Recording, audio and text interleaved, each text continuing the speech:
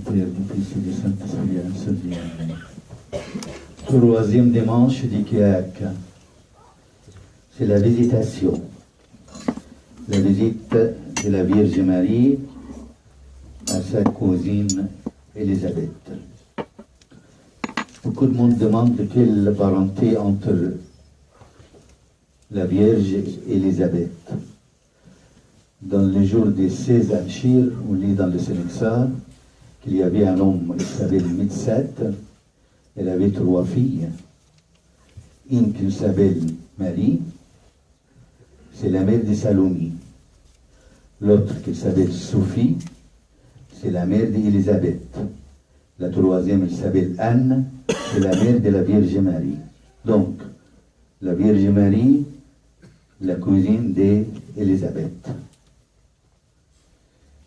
Ça, c'est les parentés.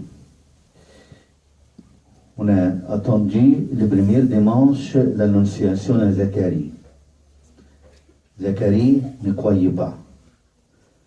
Il est vieux, et le Seigneur lui a donné un signe qu'il restera muet jusqu'à la naissance de Jean-Baptiste. Mais la Vierge, la semaine dernière, il a dit à l'ange, je suis la servante de Dieu, qui me devient selon la parole de Dieu. Et malgré ça, c'est la mère de Dieu. Il attend, c'est lui qui va sauver le monde entier. Il est plus haut que les anges et les archanges. Il a oublié tout ça. C'est une seule chose qu'il voulait faire à ce moment-là.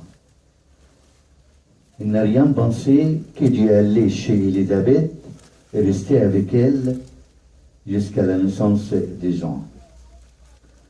Parce que l'ange a dit à la Vierge, voilà ta parenté, Élisabeth, elle est enceinte au 6e mois. Il sait qu'Élisabeth, c'est une vieille dame, très vieille.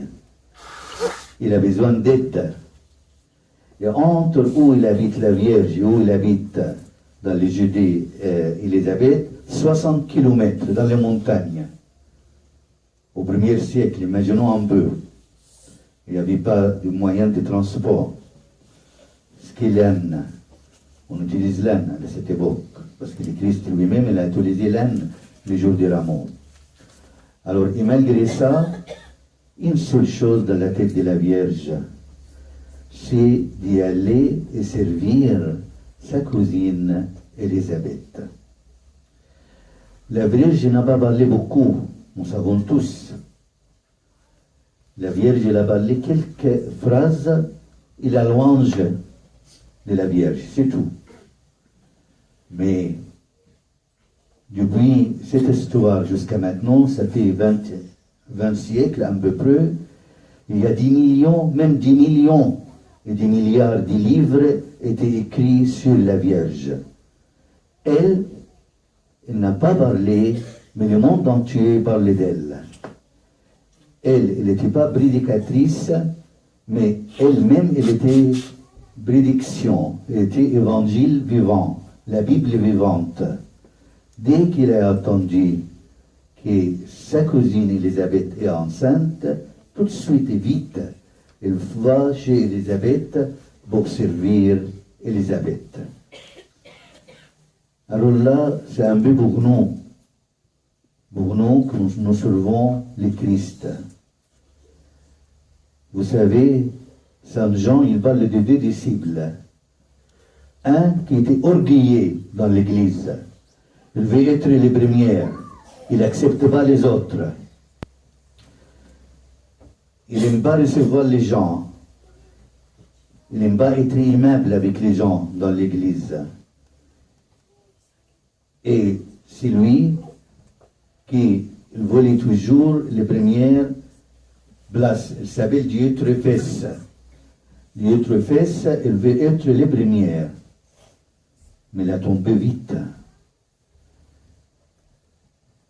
Il y a un autre qui parle aussi, Saint Jean, qu'il était modeste dans son service dans l'Église.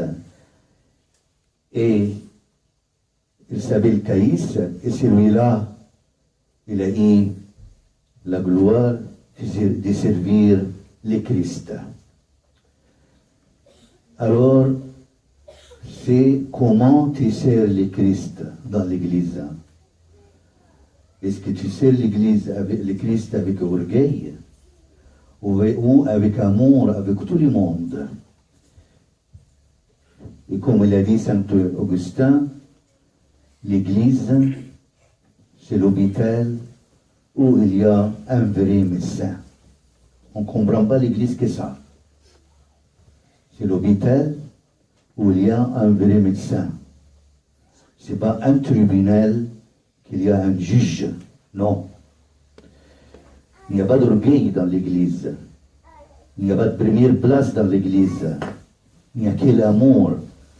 Et toujours être disponible pour servir les autres.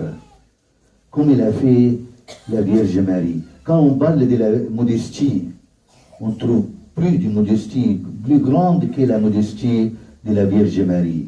Elle, la Mère de Dieu que toute l'humanité attend depuis 5000 ans, presque 5000 ans. Toutes les prophéties dans l'Ancien Testament parlent d'elle. Et il sait maintenant que c'est elle, la Mère de Dieu. C'est elle qui va enfanter Jésus, qui sauve le monde. Et malgré ça, il a oublié tout ça.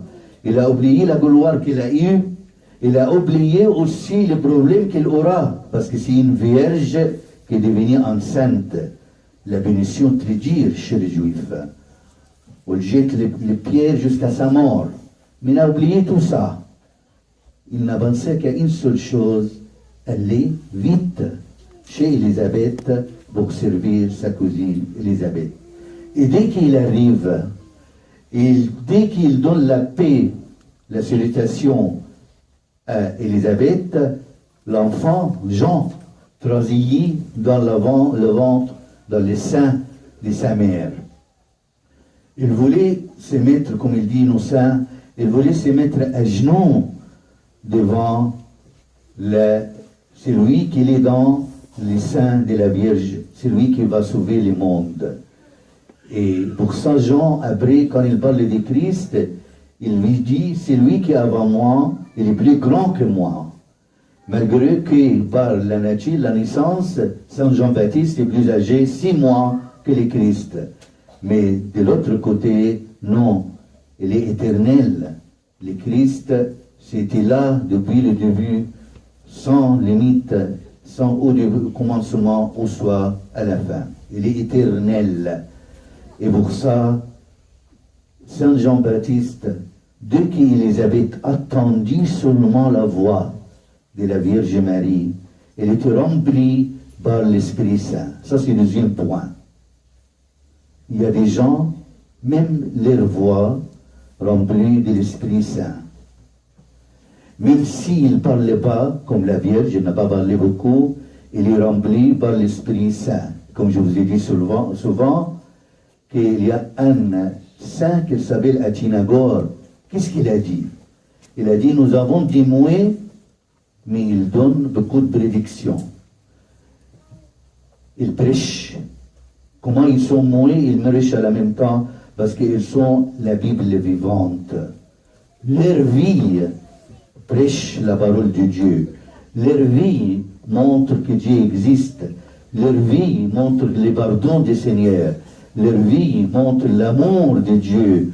Leur vie montre beaucoup de qualités, beaucoup de dons de l'Esprit Saint que le Seigneur a donné à son Église. Troisième chose, imaginons ensemble la maison d'Élisabeth. Elle avait 3 cantiques magnifiques. Le premier, c'est le louange et la prière, la cantique d'Élisabeth dès qu'il a reçu la Vierge. Deuxième chose, le cantique de la louange et la prière de la Vierge Marie elle-même. Et dans une semaine, la semaine prochaine, ça sera le cantique de Zacharie, quand il a la naissance de Jean-Baptiste. Vous voyez cette maison-là? C'est une maison pleine de louanges, pleine de prières. Pour moi, c'est une petite synode. C'est une synode, il y a le roi, le Christ, Il y a celui qui prépare son chemin, Jean-Baptiste. Il y a la Mère de Dieu, la Vierge Marie.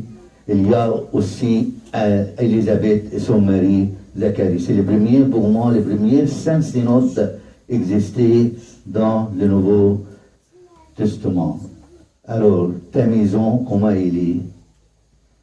Est-ce que c'est une maison pleine de querelles, pleine de problèmes, pleine de méchanceté, ou c'est une maison pleine de prières, d'amour et de gentillesse, du mot doux? Et pour ça, il y a trois choses aujourd'hui. La voix seulement de la Vierge Marie a rempli Élisabeth par l'Esprit Saint. Deuxième chose, que la maison de Zacharie devient une église, une petite église. Pour ça, Saint Paul, quand il parle à Timothée, il lui dit surtout l'église qui est chez toi à la maison. Chaque maison, c'est une petite église. Chaque maison doit avoir un coin pour le Christ. Et toi aussi, tu es le demeure de Dieu. Ton cœur, c'est la place du Seigneur. Ton cœur, il est à sa porte, il est là, il frappe. Il dit, c'est lui qui ouvre pour moi, j'entre, je dîne avec lui et lui avec moi. C'est ça, toi aussi tu es le demeure de Dieu. Est-ce que tu es plein de louanges, plein d'amour pour Dieu et pour ton prochain, plein de tout le monde, d'amour à tout le monde, comme on dit toujours à nos enfants. On aime tous, on aime le monde entier. On aime les noirs, les blancs, les jaunes. On aime les juifs, les musulmans, les chrétiens, les non-chrétiens. On aime tout le monde. Mais on n'aime pas les péchés. Le Christ lui-même aime les pécheurs, mais il n'aime pas les péchés. On n'aime pas les péchés, mais on aime tout le monde pour un seul but, pour une seule chose, que tout le monde vienne vers le Seigneur et avoir la même joie que nous avons les chrétiens. La même joie, par cette joie-là, que la Vierge était pleine de grâce et pleine de joie à cause de l'Esprit Saint qui était en elle et l'Esprit Saint qui était à Élisabeth. Et par cet Esprit Saint, l'enfant qui est dans le sein d'Élisabeth voulait se mettre un genou devant le Christ qui est dans le sein de la Vierge. Attention à votre parole. Attention à votre parole. Un seul mot peut détruire beaucoup de choses. Et pour ça, attention à la parole, attention à votre maison qui doit être une petite église, attention à toi-même comme demeure de Dieu, qu'il soit en toi et toi en lui, à lui la gloire éternellement. Amen.